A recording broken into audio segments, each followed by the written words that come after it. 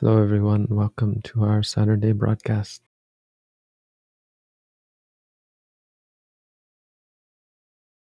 We'll start off with 15 minutes of meditation. During that time, you're welcome to post questions.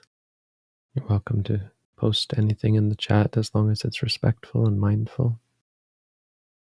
After that time, we'll start on the questions and answers. During that period, we're going to remove anything from the chat that isn't a question. So please, from that point on, only questions. But in the beginning, try and not chat either. Close your eyes, and we'll start with a semi-guided meditation.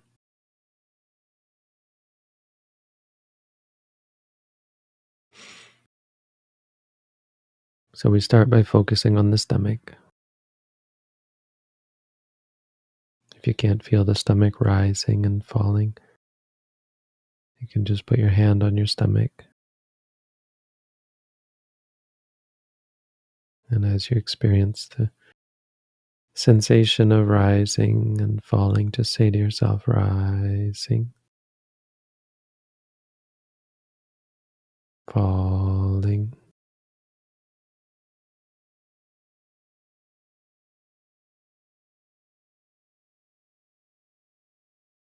rising, falling.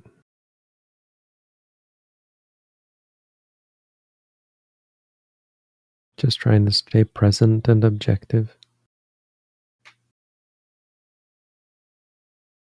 By using the word that is the name of the experience, keeps you focused and objective, keeps you from judging or reacting to the experience. It also helps you to see more clearly.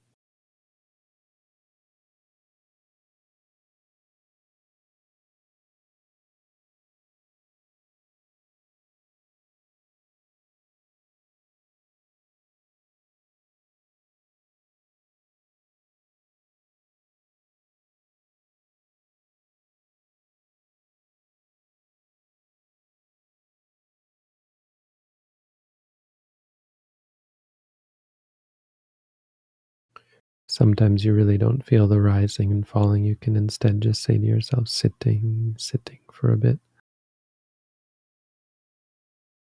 Just being aware of the posture and the sensations in the body, stiffness, pressure.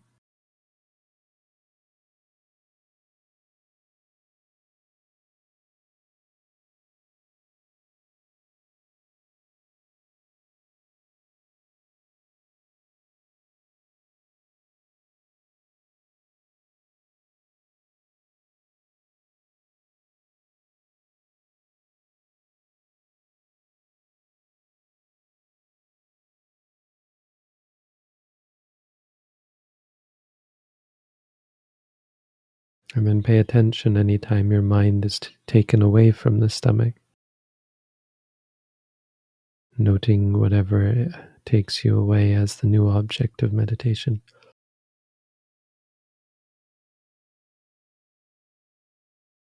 For example, if you feel pain, pleasure, calm, these are called Vedana, feelings. If you feel any pain, focus on the pain and say to yourself, pain, pain.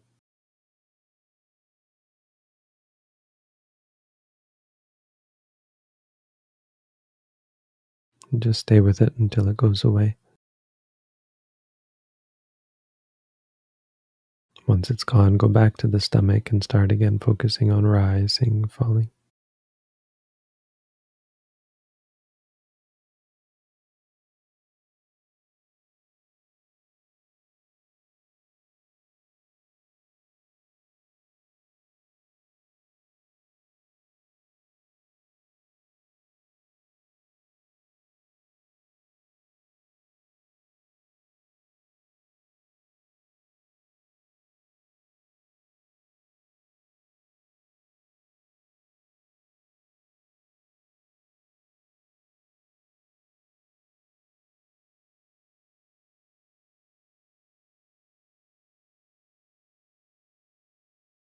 Same thing if you feel happy or calm.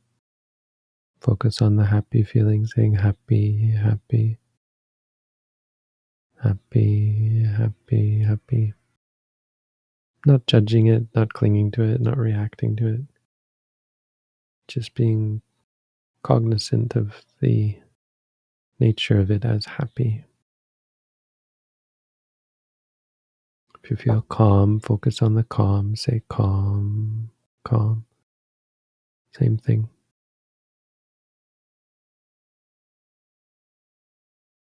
Once the feeling's gone, go back again to the stomach.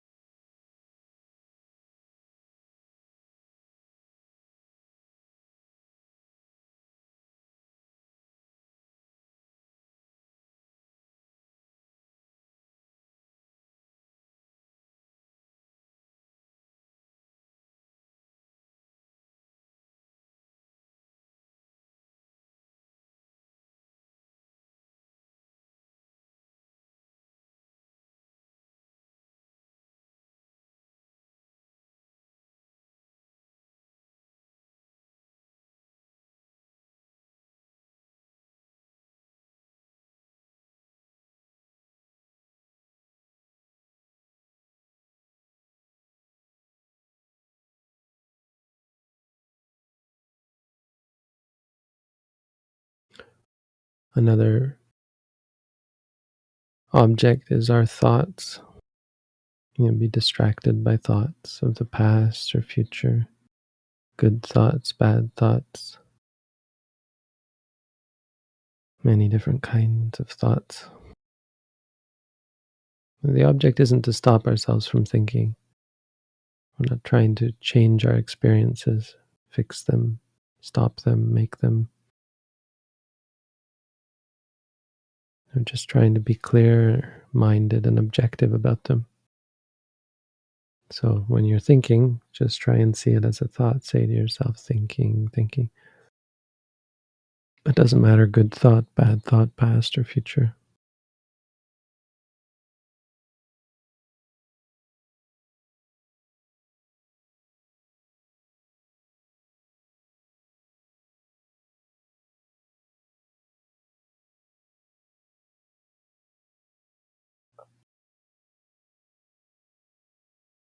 Just thinking, thinking.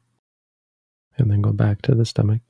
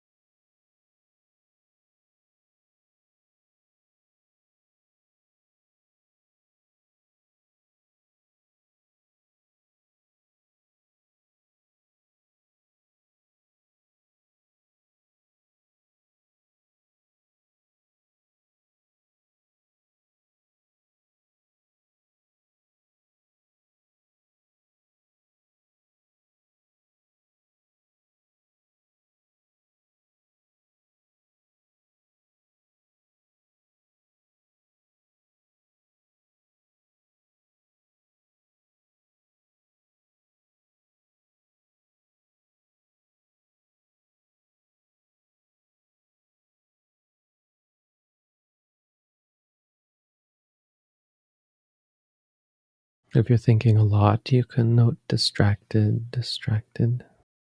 Just note the state of mind as distracted. And you can note other states of mind as well, like if you like something or dislike something. Say to yourself, liking, liking, or disliking. Or if you want something, or if you're feeling bored or sad or worried, depressed, anxious, frustrated.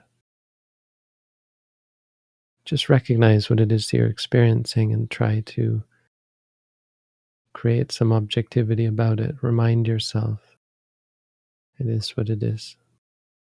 It's nothing more, nothing less, not good, not bad, not me, not mine. Liking, liking, or disliking, disliking. Bored, bored, sad, sad.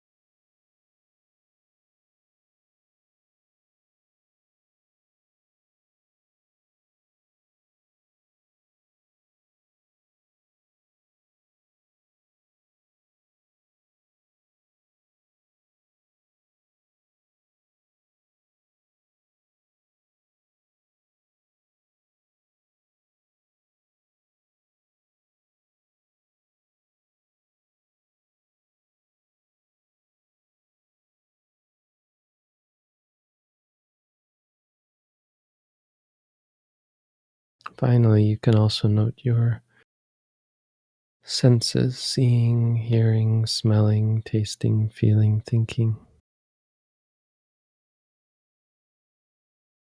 Just say to yourself, seeing, seeing, or hearing, hearing, whenever you experience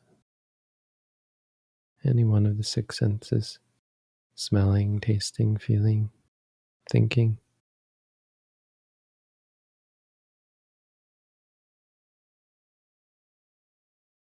Okay, so now that we are a little more present, hopefully, we can move on to the Q&A session from now on. Nothing in the chat but questions. If you don't have questions, or if you've asked your question, just close your eyes and take the time to be mindful. Try not to be distracted by other things, eating or drinking or reading Facebook or shopping online or playing games or something. Try and be mindful of this precious time we have together.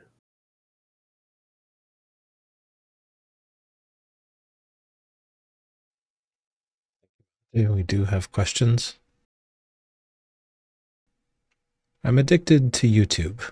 I keep watching videos until 3 a.m. How can I stop?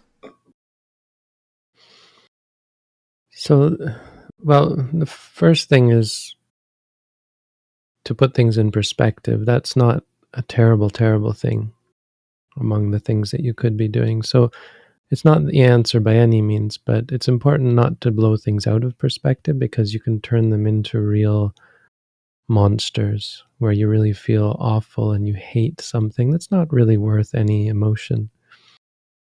So this is something disruptive in your life, but put it in perspective that it's not the end of the world, literally.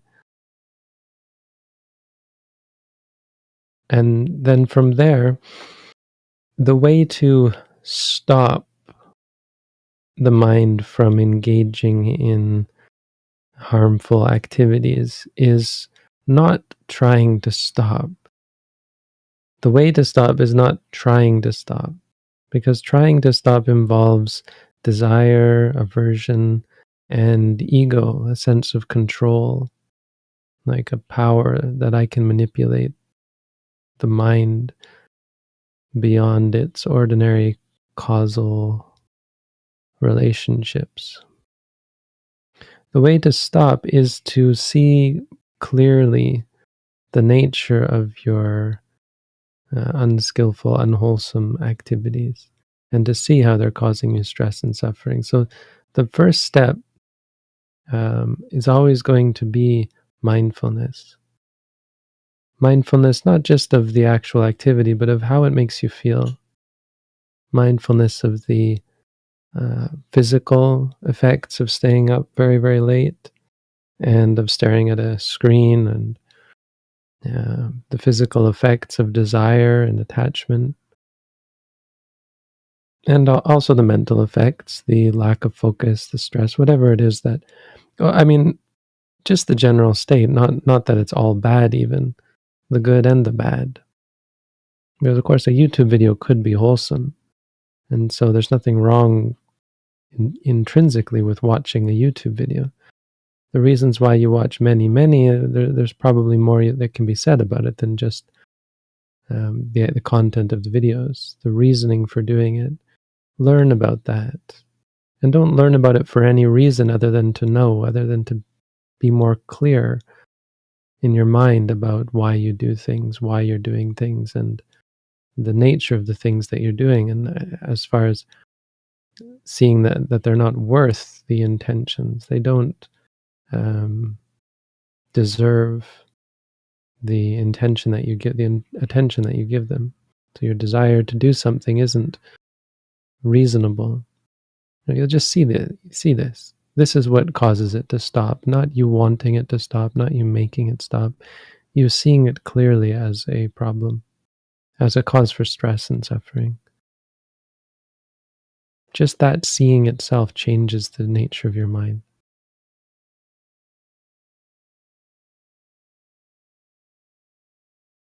Also, I mean, there's other things. It's not going to be quite so simple because you should be practicing meditation as well. And so you'll find that as you start to see more clearly, it opens you up to other things like intentionally cultivating the skill of seeing clearly. So you'll find in your life, as you put this into practice, that you're more open to spending times practicing formal meditation. And when you can do that, you'll find it cascades into greater and greater mindfulness in your life. It's just a matter of navigating this morass of samsara, where you get distracted by so many different things that keep you from cultivating mindfulness.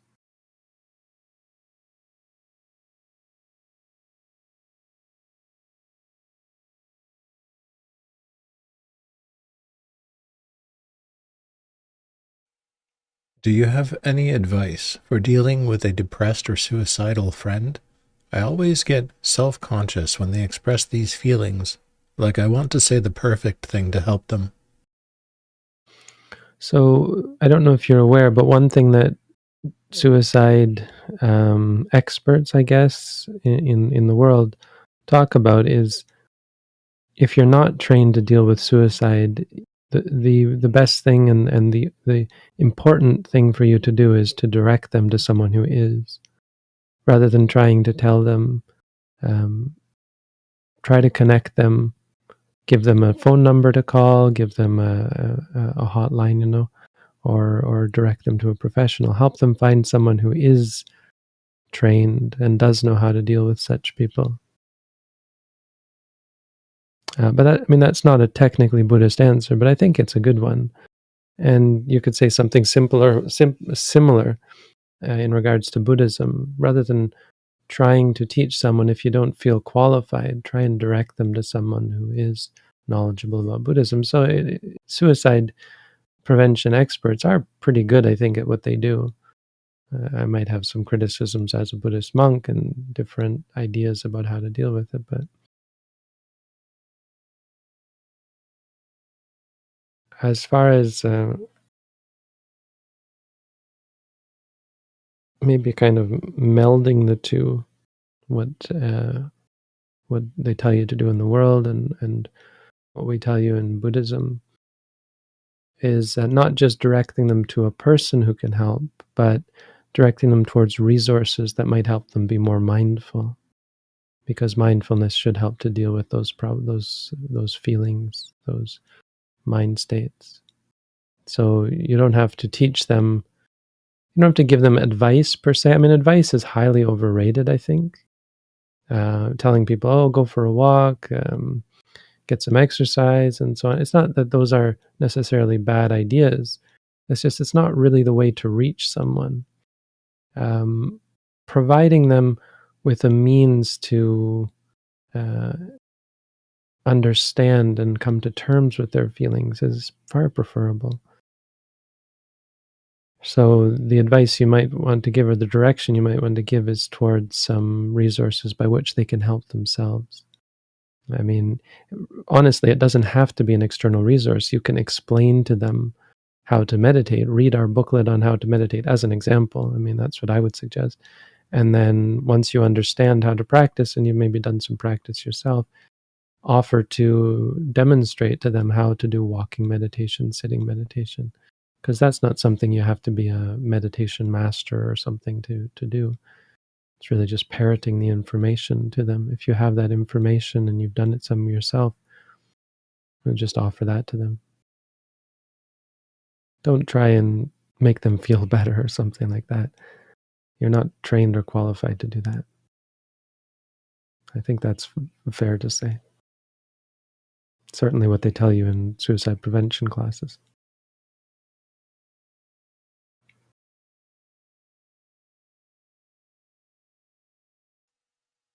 As someone with OCD and on medication, can I still benefit from meditation? Yes, I think so. I think it's going to be limited, because that sort of medication is disruptive of the mind's ability to face unpleasant sensations, unpleasant experiences. So ideally, you want to slowly allow the mindfulness to replace the medication, the need for the medication, so that you're able to live with and deal with and face those things that you normally react to. And the desire to engage in O.C.D. behavior, to be able to be with that desire, be with the thoughts, be with the urges and so on, and not react to them. But I wouldn't say just go off your medication and and practice meditation. But I wouldn't also expect that the medication allows you to face your problems head on. So it's kind of a gradual thing, I would imagine.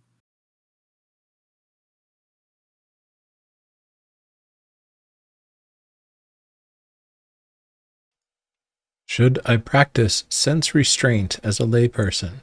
Would it be beneficial to my practice? Yes, of course. Understand there are different kinds of sense restraint. One of the most effective ones is just not going near things that are going to cause you to be unrestrained. So don't go to parties, don't go to bars, don't go to, I don't know, don't do things that would put you in a position, ideally put yourself in a position where um, you aren't directly in contact with those things. I don't know, that it's not maybe fair to say that that's the most effective, but that's an useful temporary measure. Once you've done that, or as you're doing that, I mean, try also to undertake the sense restraint of mindfulness. Mindfulness itself is the best restraint of the senses as far as practice goes. So rather than trying to avoid the experiences, when you do experience things that you normally react to, try and note them and create objectivity about them, as I explained sort of in brief earlier. So that itself is a part of the sense restraint practice. It's called sati samvara.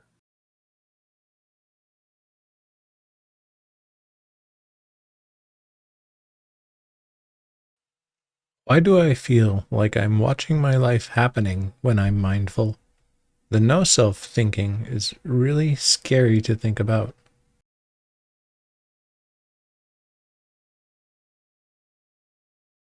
Right, so the nature of reality is there's no being in charge. You as a being is a bit simplistic. There's causes and effects. Part of that is the mental aspect, but it's only part of it. So you will see things arising without your intention for them to arise. Normally, we think that's not the way it works. We think things only arise because of our intention for them to arise. That's actually not the case.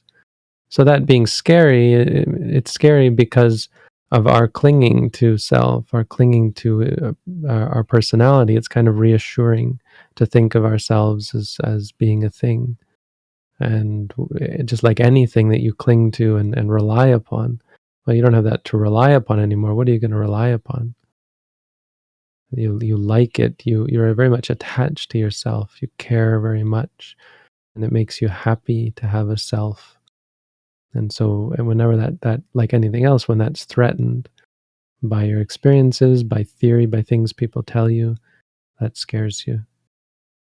So in mindfulness, we're not concerned with theory. It's not about taking up the view that you don't have a self. That would be wrong.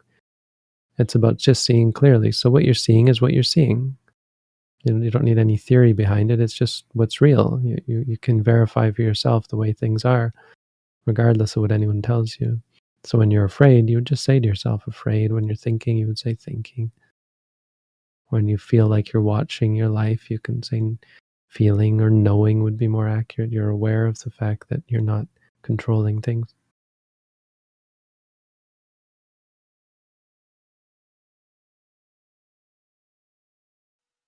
While I'm meditating, I try to focus myself on my breathing and try to note it, but many times it becomes so shallow and slow that I'm not able to note it. What should I do?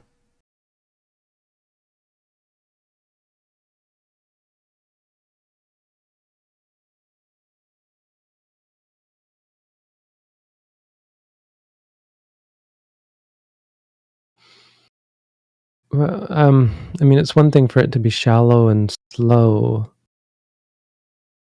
but what you're talking about, if you're actually not able to note it, then it would have to mean it's actually not there at all. So if it's not there, you can just note sitting, sitting, but it doesn't matter how shallow or slow it is, just note rising. Just note it slowly.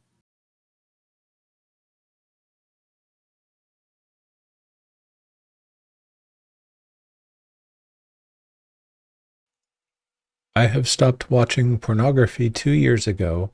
Now I have desire to watch it again, but I have so much shame, guilt, and fear of watching it because of people saying how bad it is. What should I do? So there's no but there. You have the desire. You also have the shame, the guilt, and the fear. That's the reality. Try and see it like that. Arrange these things in your mind that way. There shouldn't be a but. There shouldn't even be a need to do anything about them per se. But in regards to them, there's something you should do, and that is to be mindful. All of them equally. The desire, the shame, the guilt, the fear, and any thoughts you have about that. Worry, doubt, confusion. It's a part of a bigger practice. So if you haven't read our booklet, try reading our booklet and consider taking up that practice in general of the 4 foundations of mindfulness. We also have an at-home course if you're interested in doing that.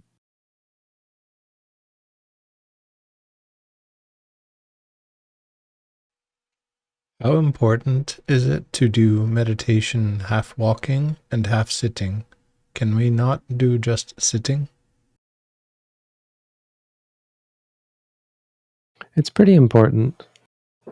Our attachment to sitting, our preference for sitting meditation is a bit of a hindrance.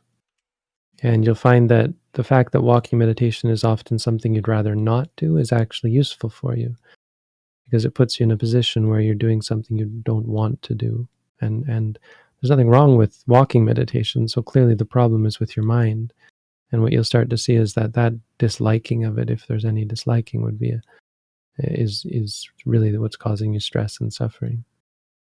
Walking meditation has a lot of benefits, but that's simply is one of them. The fact that we often don't want to do it, because you'll find that over time that changes, and sometimes you just don't want to do sitting meditation, and then you'll start to realize that it has nothing to do with the actual practice. So it's useful to switch like that. There's other reasons as well. Walking is different from sitting.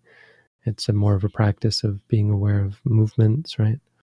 More dynamic, more challenging in that respect. It's good for the body in different ways.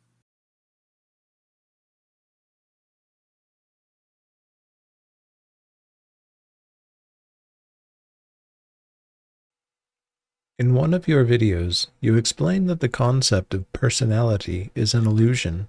But what about talent and intelligence? Are these just habits too? How does this concept apply to animals? You're using a lot of words here. Well, not bad words, it's just they're not quite related as far as I can see. So personality is an illusion. Well, that could mean different things. That could mean that the idea of us being a certain way, like I am this sort of person or that sort of person, it's not the truth. The truth is that there are habits that have been built up, and those habits change over time. If you say I'm an angry sort of person, that's my personality. Well, it's neither who you are nor is it static. So if you keep doing it, it's going to just get worse, and you'll not just be an angry person, but you'll be a very angry person.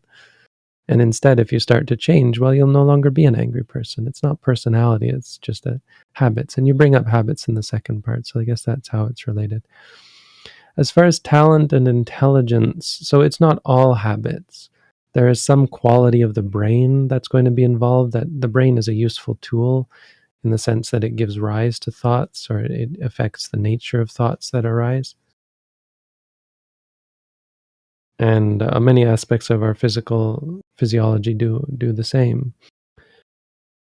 And then there's also the habits that are not that are long term. They can come from past lives. So there's young people who are youth prodigies and so on. As for how it applies to animals, I guess I don't see why there should be a question like that. I mean, animals are not animals; they're just beings that were born in that form, so they're no different per se. I guess one thing I could say about animals is that they have generally less capacity to see clearly, or for higher forms of thinking, and so they're going to have less personality. Probably they're going to have less intelligence, of course, less self-awareness, just because of the simplicity of their mental activity. And they're going to have a lot more base instincts and less capacity to dampen or to override their desires and aversions, much more quick to react.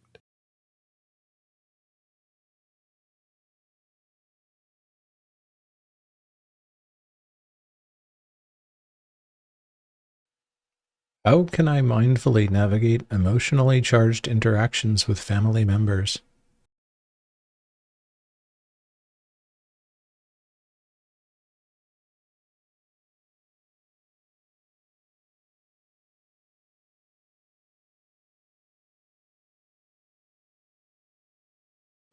No, it's difficult, especially because of how strong our emotions towards our family are.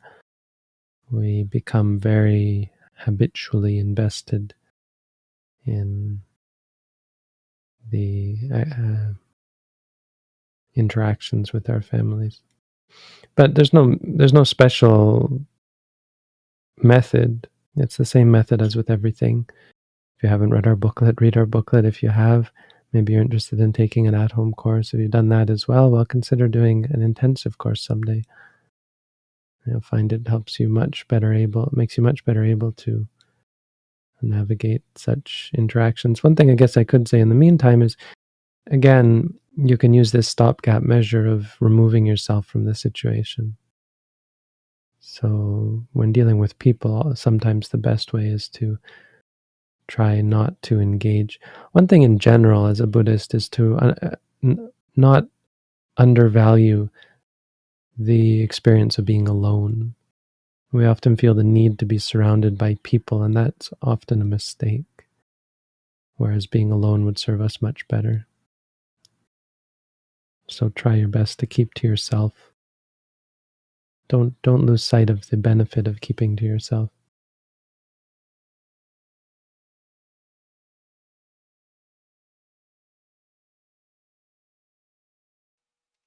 What are your thoughts regarding the use of noise-canceling headphones while meditating?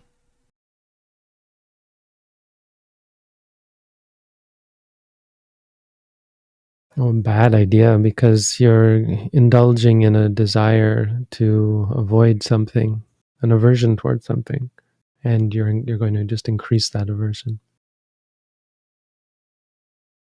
I had one experience when I did my first ever intensive course 20 years ago, 21 years ago.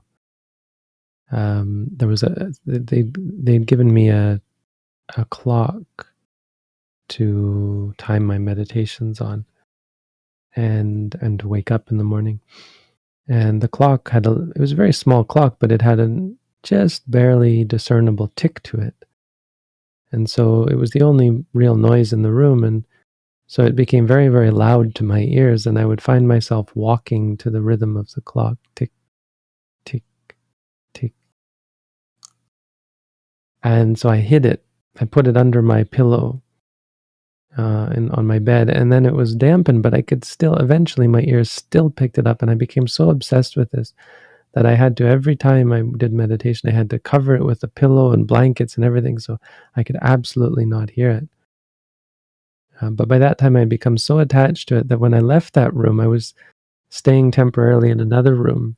I did this intensive course fully, and then I was put in another room with two other people and two clocks on the wall that were out of sync. So they were going tick, tick, tick, tick, tick, tick, and much louder. And at that point, I had gone through quite a bit and had realized a few things about myself, and ended up changing my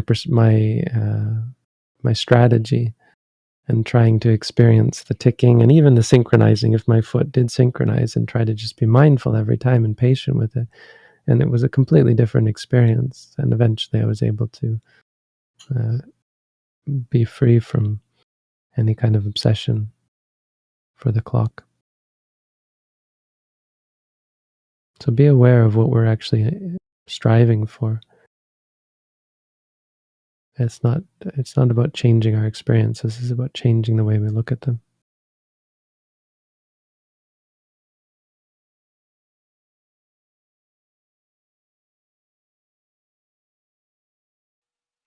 Your answer regarding the YouTube addiction question really made me think. So is the correct approach to mindfulness understanding? Because usually we are just told, be mindful. Is it the right attitude? Being mindful of your experiences in order to understand them? Yes, mindfulness allows you to see clearly, is the word we use. Understanding is important to qualify that we don't mean intellectual understanding. It's just understanding in the sense of not being confused or deluded about them, to see them as they actually are, to understand them as they actually are, not intellectually, but just have a relationship and a perspective and a perception of them that is in line with their true nature. So there's no expectation that they should be something else. There's no being taken off guard when they aren't the way you expect, because your understanding of what they are is actually how they are. That's what we're aiming for. That's what mindfulness gives you. The words are sati and vipassana. Sati leads to vipassana, seeing clearly.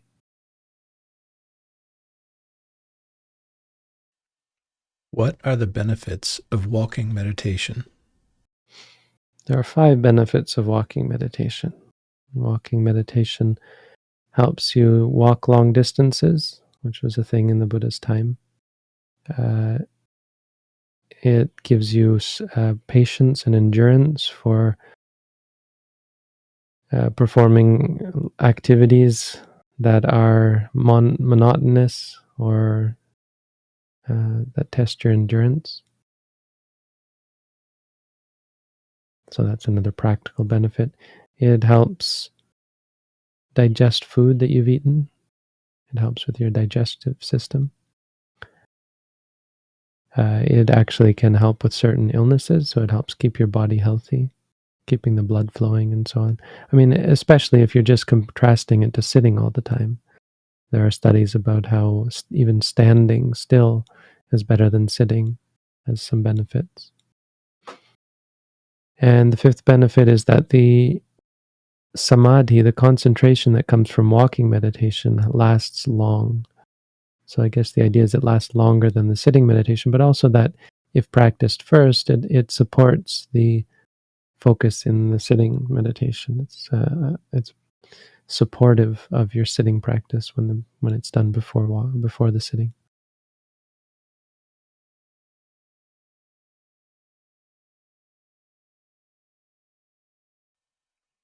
I think I have a shopping problem where I buy materialistic things I don't need.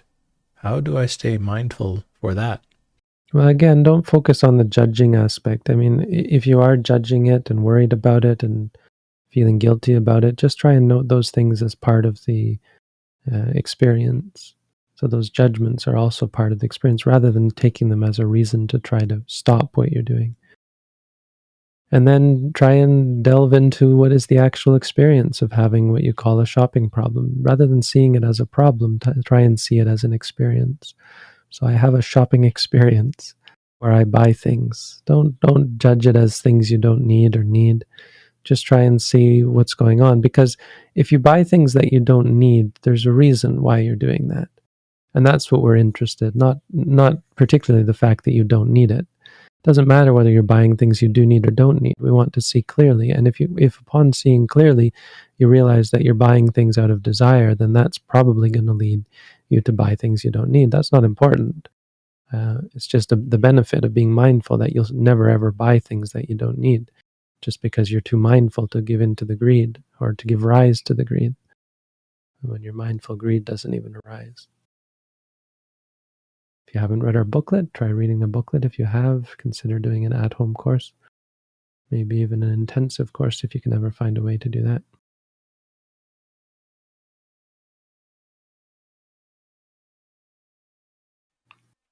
I have a vocal injury and have felt that I have lost a large part of myself since I cannot make my music until it goes away. I meditate daily and I realize this is not a good way to live. Any advice?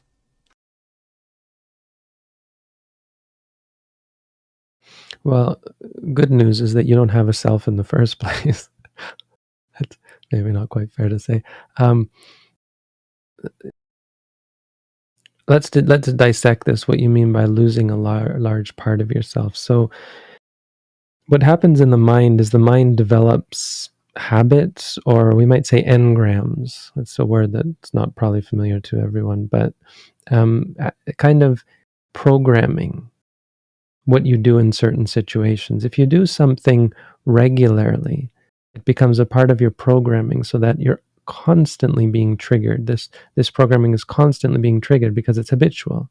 So you do this and it's triggered. You do that and it's triggered. You see something and it's triggered. You hear something and it just becomes more and more triggered because it's more and more habitual. It becomes more and more a part of your life. So what's really going on is that the mind is triggering the intention to do something. Now, because that's so much a part of your programming, it feels like you've lost a large part of yourself. You haven't. All that's happening is you're being triggered you're triggering the intention to do something that you realize you just can't do. Now, along with that, there's going to be all sorts of emotions. In this case, probably desire, but maybe ego, right? You feel like it's who you are. You feel good about yourself when you do it. You feel proud. Or maybe you don't feel it. Maybe the opposite. You feel self-conscious and you feel like you're unworthy. You feel like you're inadequate if you can't do something. And all of that is it plays a big part in the cultivation of habits and the programming of the mind. So all of that is the reality of what's going on, and it's important to describe that and perceive that, to understand what's going on, so that you can even begin to approach your situation. Once you have an understanding of what's going on, or once you have a sort of an idea of what's going on, try and apply mindfulness to those things. So rather than talking about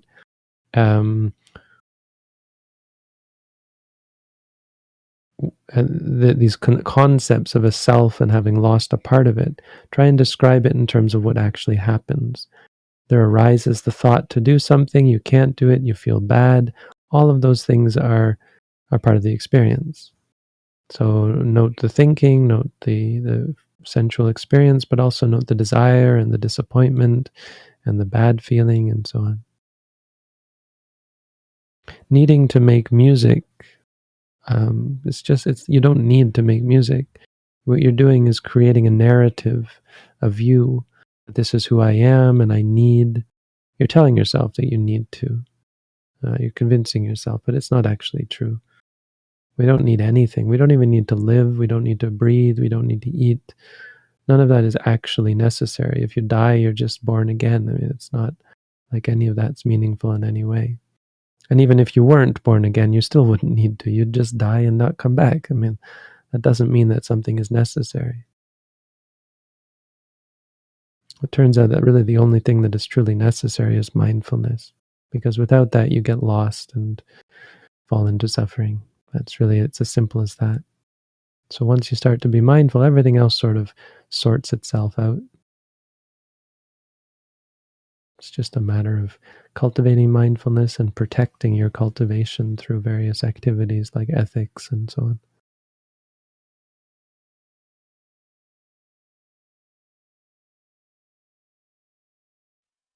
I often find that I'm too ambitious with the practice and exhaust myself, but I'm also afraid to let go of the ambition. Any advice to untangle this? Yeah, well, you said it. I mean, all those things are part of the practice.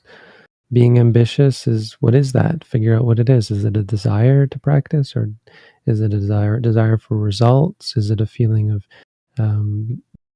need to perform, or that sort of thing? Need to control, or that? Try and see what it is you're experiencing, and also being afraid. So what actually happens is, try and see sometimes that we attribute qualities to a self in this way, like I am this, but I am also this. And that's not quite accurate. What's accurate to say is that this arises, and at other times this arises, right? That's much more accurate and clear and much easier to deal with, because when A arises, note A. When B arises, note B. They don't arise at the same time, and they aren't both you. They aren't you who has both these qualities paradoxically or something. No, they're just experiences that arise. So try and note the fear, note the exhaustion, note the ambition, note the desire to untangle it even. Note them as they arise, when they arise.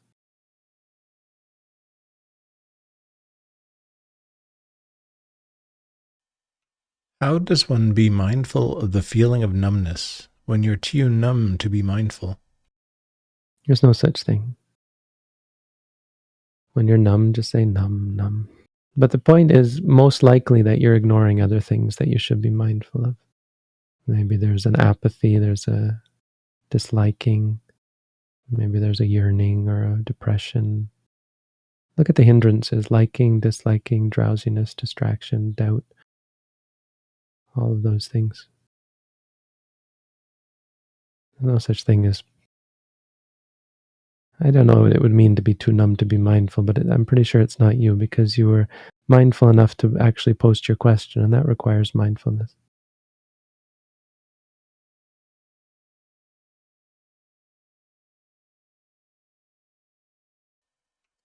I am confused with what are my responsibilities toward my parents as a layman practitioner. Am I obliged to fulfill their wishes? Okay, so let's be clear that there are two levels of reality. One is conceptual reality, and the other is ultimate reality.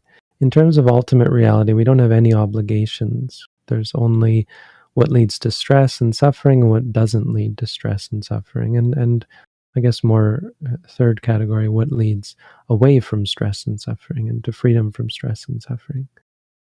But in terms of so in that regard, there's no ends, ifs, or buts. Everything is cut and dried. It either does lead to suffering or it doesn't. It either is the right thing to do or it isn't. That's on an ultimate level. That's only the experiential level. Everything that we experience is broken up into that reality, wholesome, unwholesome, and indeterminate. But in the world, you have a much more murky situation, and its very nature is murky because it doesn't actually exist. It's all conceptual, it's all relative. And so to say you have any responsibilities to your parents is never going to be absolutely true. On the one hand, it has to relate back to ultimate reality. So does this activity involve wholesome qualities of mind or unwholesome qualities of mind? And what you'll find is that as you become more discerning about what qualities of mind are wholesome and what qualities are unwholesome, you tend to have, in general, a better relationship with people like your parents and a better appreciation of the things that people like your parents have done for you. And so it doesn't appear to be a responsibility, it appears to be the right thing to do. Now, as far as figuring out in general what the right thing to do in the world is, it's never going to be cut and dry, like you have to do X, you have to do Y, because it's not real. It's based very much on the situation in your mind, in the minds of the people around you, and in all of the many factors that are conventional and contribute to your situation. Like, what is your relationship with your parents? What have they done for you? Is your father just a sperm donor and you never met him and neither did your mother? That sort of thing. Then you might say, oh, I'm thankful that he did what he did, but it's not really all that meaningful. On the other hand, if your parents gave you a house and clothes and food and so on for 18 years or longer, then, well, you probably owe them quite a bit, or should have a sense of appreciation for that, because if you don't, it's a sign that you're not very mindful. So with all things in the world, questions about what I should do and what are my responsibilities, it's always going to be about being reasonable, not taking things to an extreme like you must do this or you must do that, but having a clear awareness of your reality that allows you to be reasonable and do things that are not extreme, that are not a cause for stress and suffering in others, but also not concerned overly with preventing the stress and suffering for others, because that's not possible and that's not really realistic. It's not reasonable to think that you can make everyone happy all the time, right? So be aware of this limit of the conventional reality and try and use mindfulness as a means of helping to inform your decisions without trying to come to any rules or laws of the way things should be in the world, because it's always going to be dependent on your situation. Specifically, being obliged to fulfill people's wishes, that relates to the idea of being able to make people happy. You can't really make anyone else happy. So that's not really the point. The point is having a good quality of mind, and gratitude is a sign of a quality of mind. Ingratitude is a sign of someone who is not very mindful and not very clear-minded.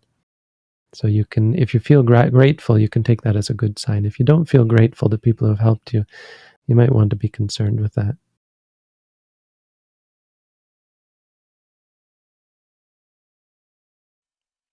Is doing the at-home meditation course first, before I apply for the foundation course, necessary? I live in Ontario, and I would like to apply for the foundation course. It's not required. It's a soft requirement. So we would like you to do it first. It's in your benefit. It's to your benefit. It's also to our benefit. It makes it easier for us to teach you, but it definitely mostly makes it easier for you to complete the course, the foundation course. If you've done other intensive courses, that might not be such an issue. But on the other hand, if you've done other courses in another tradition, it might be as much of an issue. To ease into the new tradition can be quite useful. The other thing is, you're not going to be able to do an intensive course here in Ontario until February. So that's our rationale behind making it a soft requirement, is you've usually got more than enough time to at least partially complete it. So no, it's not necessary that you finish it, but if you're not willing or interested in starting the at-home course and doing as much of it as you can, it kind of is a red flag for us. It gives us a sense that there might be some issues with this person. So as a show of good faith, and that's not all it is, of course, but as a means of showing and giving us the sense that you're a good candidate for the intensive course, you really should start the at-home course as soon as possible. I mean, ideally, we would like you to have finished it, yes, but no, it's not. I mean, on a case-by-case basis, we will allow people to come who haven't done it. But if you say to us, no, I just don't feel like it. I think in 4 months or 3 months I'll have a chance to do it. Then we might say, maybe we won't accept you. Be aware that we might say that. I'm not sure, but we might. I experience a large amount of pain and numbness, and the entire sit then just becomes me watching the pain, noting, disliking, pain, etc. Am I okay to just adjust my position after a bit of observing? Yeah, I mean, make it maybe a little more than a bit and try to be as patient as you can. But if you move, just try and move mindfully. There's no problem with that. You're still going to experience more pain. It's not going to fix the problem. But when you feel like you feel like moving, just try and be mindful of moving. Just make sure. It sounds like you're doing great. Just patience. You're just building patience and clarity, and just the clarity to perceive the pain in a new way. Eventually, it'll become less unpleasant, and the disliking will start to go away. You're already seeing how harmful the disliking is, and as you see it more and more clearly, it's just going to get better. It probably already is getting better, and you don't see it. You don't see the results right away. Don't worry about the results. Just be patient and understand and appreciate the quality of objectivity, how beneficial it is in terms of changing your bad habits.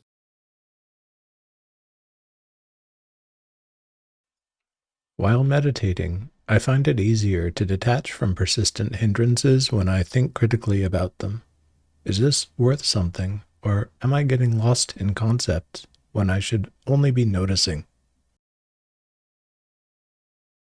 So, a couple of points. First, be clear that we're not trying to make things easier. We're not trying to make the practice easier. So we're not trying to make it easier. Making it easier is a cop-out, because it's trying to control the situation. It's trying to change the situation. It's based on a desire for things to change. And that's not what meditation is about. That's not what mindfulness is about. So if you feel yourself attached and you just can't stop yourself, that's part of what you're trying to see. If you're deluding yourself into thinking that you can force yourself to detach, that's just delusion. That's not in line with reality.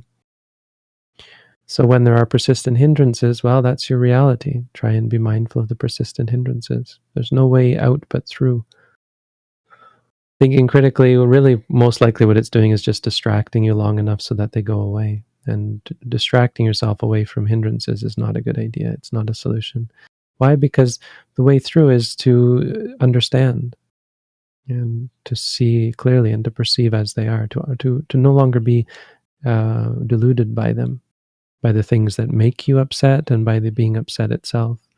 Because all of these things, when you're deluded about them, you react to them. Distracting yourself with critical thinking isn't going to help, isn't going to give you the knowledge and understanding about them. It's just intellectual knowledge. It's not going to change the way you look at them, not intrinsically. I mean, there's some roundabout, superficial help that can go on, but it's never going to cut very deep. So yes, it is just getting lost in concepts, and yes, you should just be noting and patiently, not trying to make things easier. Bante, we've crossed the hour. There's one more question in Tier 1. Do you have time to answer? For sure. How do I deal with the guilt I feel when I realize that I am so far on my spiritual path, but the people around me are somewhat uneasy and suffering, and I try to help them, but I can't seem to? Well, if you're still feeling guilt, you're not at the end yet. So the guilt is something that you should take as an object. I mean, that's really all that can be said about this, is that guilt is a part of meditation. And there's more there, probably. There's a desire to help people, which is not wholesome, in fact. And there's also the potentially, you haven't said anything to give it away, but potentially look for ego. I mean, one could look at what you say and suggest that there might be ego about feeling that you're so far on your spiritual path. It's generally conceit. So you do have to be on the lookout for conceit, or just be aware that you could be feeding your conceit as far as thinking yourself better than others. I mean, that's not necessary. That's not necessitated by what you said, but look for it. But the idea that you can help people, so there's going to be surrounding that some sense of control, that you can control and manipulate others, and that's not a very good outlook.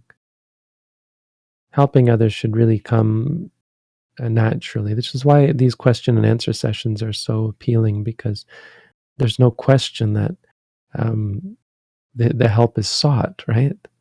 You're seeking my help, so I don't have to be wary of my desire to help others or to change others or something. Not as wary, anyway. It's much more wholesome, I think, and much more organic, natural. There's not this artificial pushing Buddhism on you. Nobody could say that I'm out here pushing Buddhism on people, because it's clear that people have come to me. No. If you think like that, it's a much more comfortable, content way to live.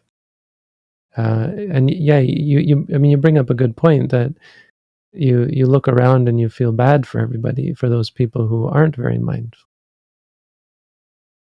And unfortunately, that's still just a sign of your own attachments. It actually isn't proper to feel bad for other people.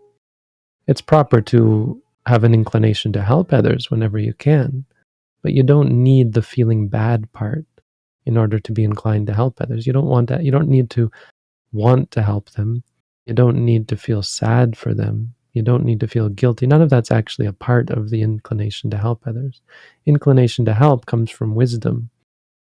It should come from wisdom, because otherwise you can be inclined to help when there's no need or good or ability to help. And so you become frustrated and burnt out when you can't, and you often try to help in the wrong ways.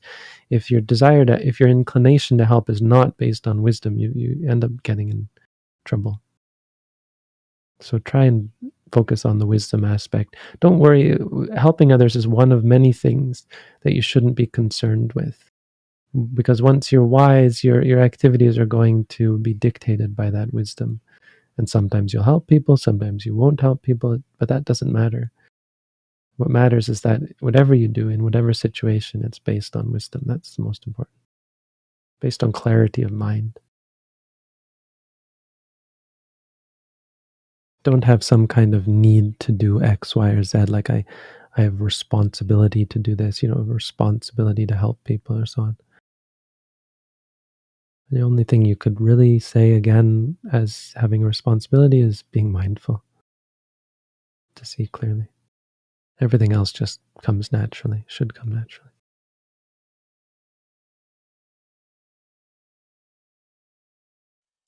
Thank you, Bante. That's all the questions we're prepared to ask today. Thank you. Thank you, everyone. Good session. I wish you all peace, happiness, and freedom from suffering. Sadhu. Sadhu.